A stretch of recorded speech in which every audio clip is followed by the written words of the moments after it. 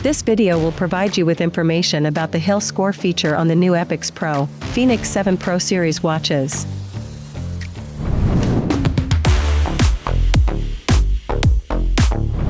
When running uphill, due to the increased gravitational force, you need to increase your cadence and shorten your stride. This helps generate higher power output to maintain speed. It also engages more muscles to assist in propulsion. By training uphill running, your body can maintain coordination and stability during long-distance running.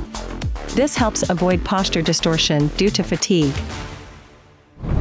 To receive Hill Score, use the watch for outdoor running activities for 2 weeks.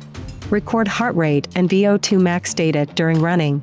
These data will be used for calculation. Scroll up or down on the watch face to enter the glance loop. Select Hill Score.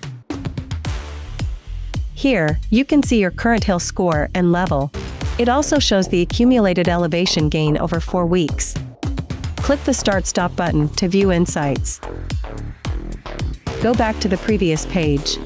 Scroll down to view the parameters used to calculate the Hill Score. Scroll further down to see the historical changes in the Hill Score. The Hill Score depends on the following factors: hill endurance, hill strength, and VO2 max. These factors consider the ability to sustain pace, sustain running power, and oxygen consumption during uphill running. During outdoor running activities, segments with a gradient greater than 2% are detected and analyzed by the device.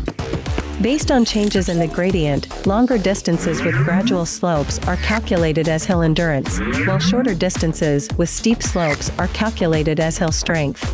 Finally, your VO2 max is integrated. The calculated Hill Score is compared to your age and gender within the same age group, ranked from 0 to 100.